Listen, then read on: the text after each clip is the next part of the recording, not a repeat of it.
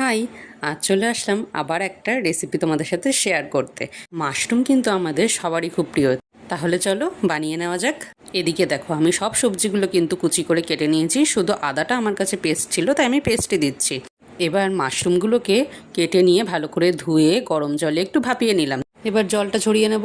কড়াইয়ে সর্ষের তেল গরম করে দিয়ে দিলাম কুচনো পেঁয়াজটা, ভালো করে ভেজে নিয়ে তারপর দিয়ে দিলাম গোটা গরম মশলা। এবার একে একে কুচনো রসুন আর কাঁচা লঙ্কা দিয়ে ভালো করে নেড়ে নিয়ে এবার দিয়ে দেবো আদা বাটা। এবার সামান্য নুন মিষ্টি দিয়ে আবার এটাকে ভালো করে নাড়িয়ে নিলাম। এবার আমাদের বেসিক মশলাগুলো দিতে শুরু করব। কাশ্মীরি লঙ্কার গুঁড়ো, অল্প হলুদ, তারপরেই দিলাম ধনে গুঁড়ো। তারপরে ভালো করে কষিয়ে নেওয়ার পরে টমেটো কুচি দিয়ে ভালো করে নেড়ে নিলাম। মশলা কষে গেলে এবার দিয়ে দেবো ফেটিয়ে রাখা টক দইটুকু। আর হ্যাঁ, তখন কিন্তু আমি ভিডিওটা অন করিনি, তাই সেটা রেকর্ড করতে পারিনি। তো পরে একটু জল দিলাম, ভালো করে নেড়ে নিয়ে দিয়ে দিলাম এবার সেদ্ধ করা মাশরুমটা।